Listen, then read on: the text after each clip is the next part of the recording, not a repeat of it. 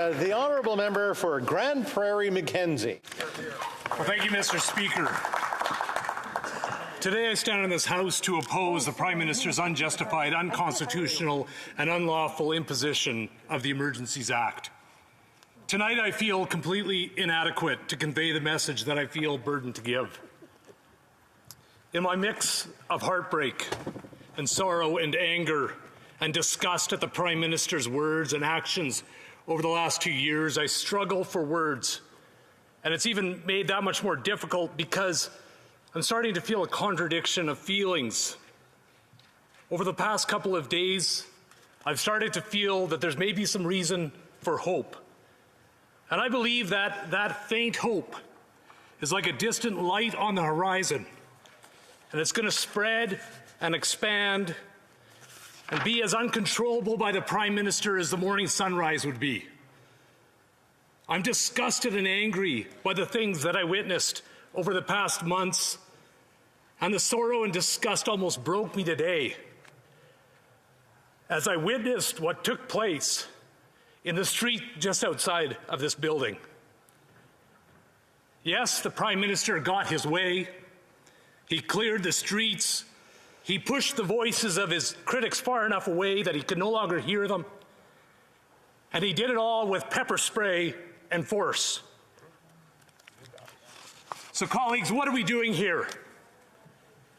When the Prime Minister enacted the Emergencies Act, he claimed that it was to save the economy. But the border blockades were already cleared and they had started to dissipate. Yep. He then changed his story and claimed that it was all about saving our democracy. However, Parliament continued to operate, legislation continued to be debated, and votes continued to happen. He then changed his story again and said that the act was needed to remove the trucks. However, legal experts disputed that and said that existing authorities already existed to remove the trucks. And now the trucks are gone, they've been cleared, and he still wants these unprecedented powers. Why? Why does he need these powers? The borders are open, the trucks are gone, the streets are clear. What's left?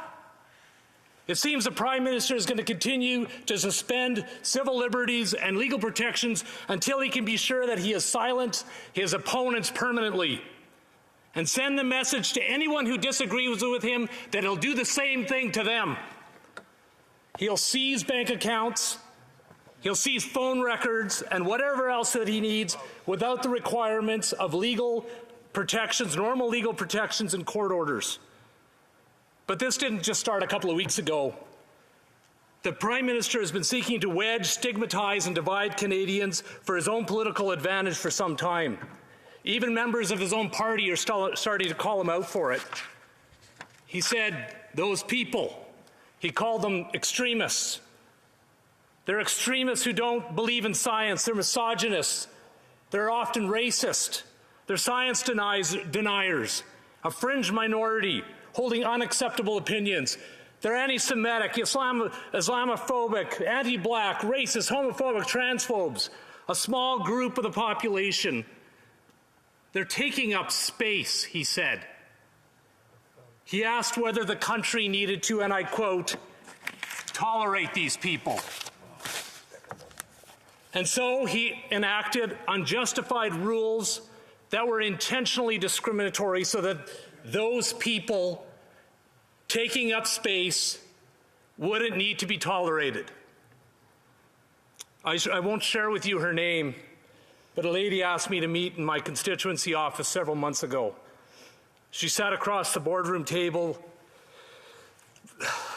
from me and told the story of losing her son from complications from a vaccination decades ago. She sobbed as she expressed her fears of getting the injection. Fear for herself, fear for her children, fear for her grandchildren. She asked me why the Prime Minister would make her do this. Why wouldn't he understand that she couldn't do it? She had already had COVID and she just wanted to know if she could get an exemption to the federal mandate so she could go see her elderly mom, who lived significant distance away. She needed to fly there. I couldn't answer her question. Speaker, she isn't a racist. She isn't an extremist. She isn't a fringe minority. Norm and his family farmed a few miles away from the farm that I grew up in. My entire life, I knew that he was a strong NDP supporter. I knew that he had run for the party in 1988 under Ed Broadbent. Norm and his family were generous neighbors, and although our families may not have agreed when it came to politics, we always knew that if we needed some help, we would both have each other. When I became the MP over 16 years ago, Norm maintained his communication with me and always was well read and informed when he would express concerns about multinational corporations or often about concerns with the Harper government. But more recently, he's expressed a more urgent concern about the current Prime Minister and the mandates that have been imposed on all Canadians. What he calls crushing citizens' rights to peaceful protest. Through you, Mr. Speaker, I want to speak to my NDP friends. I know that Norm has written many of you, and I want to tell you that you can't tell it from the emails, but his words are sincere. He fears for his grandchildren, his children and neighbors. He's begged us not to support the passage of the Emergencies Act.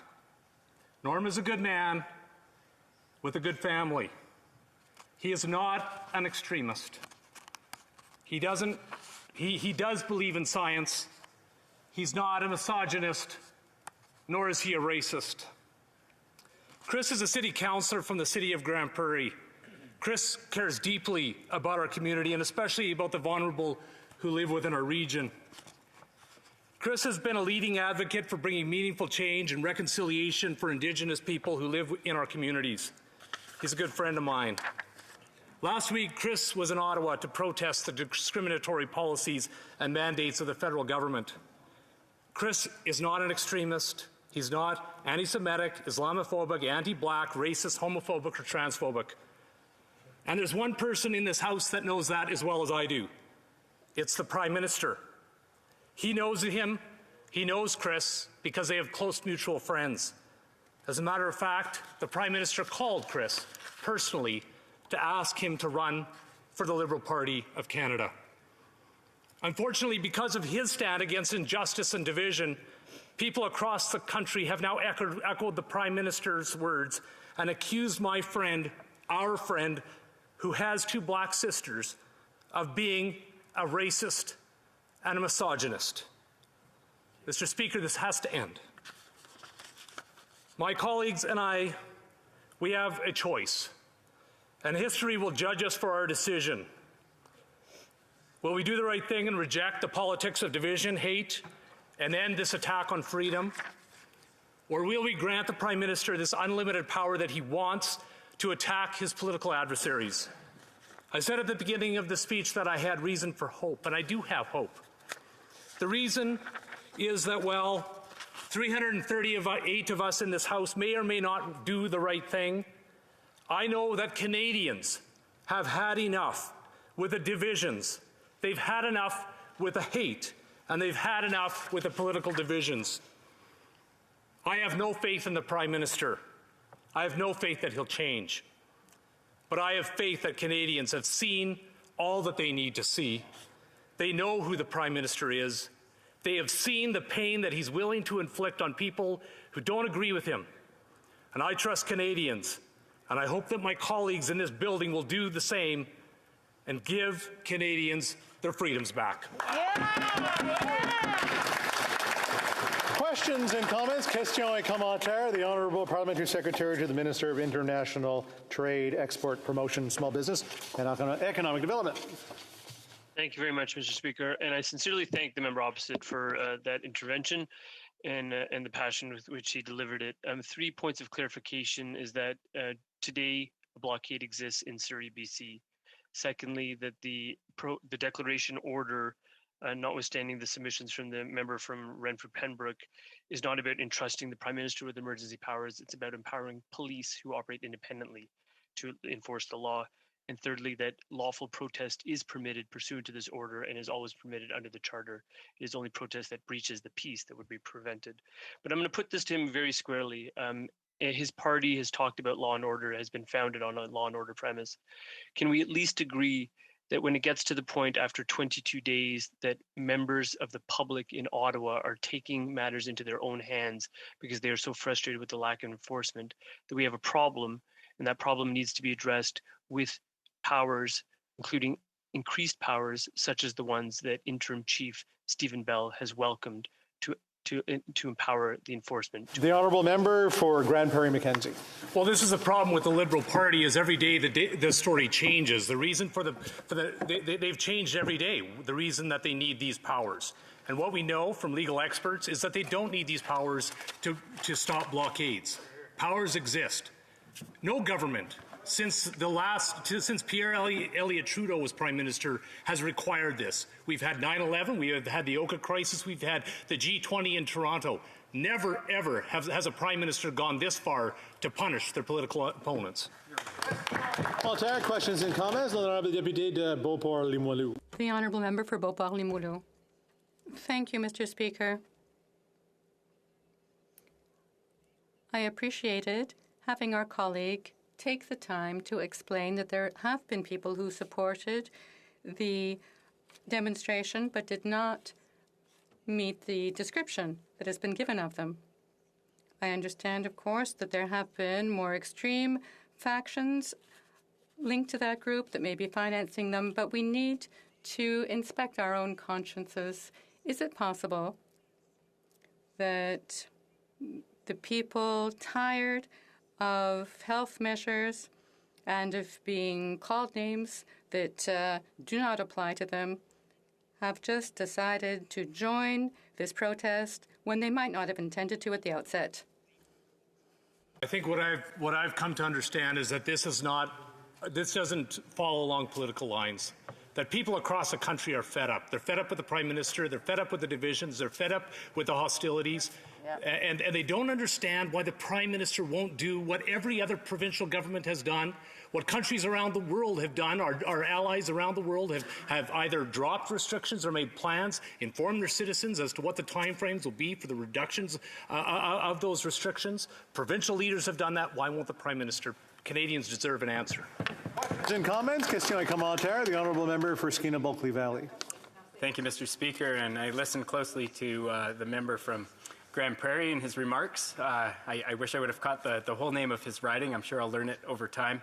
I'm a bit fascinated by the amount of time the Conservative Party is giving to talking about the NDP, and I've heard members in this House talk glowingly about the legacy of Jack Layton and Tommy Douglas, and reflecting back on 1970 and the vote on the War Measures Act, a vote, of course, in which the Conservative Party supported the use of that legislation that is much more draconian than what we have in front of us today. I wonder if my colleague could reflect on that vote. Would he vote the same way today? And what does that say about his, I believe, his upcoming vote on this motion before us?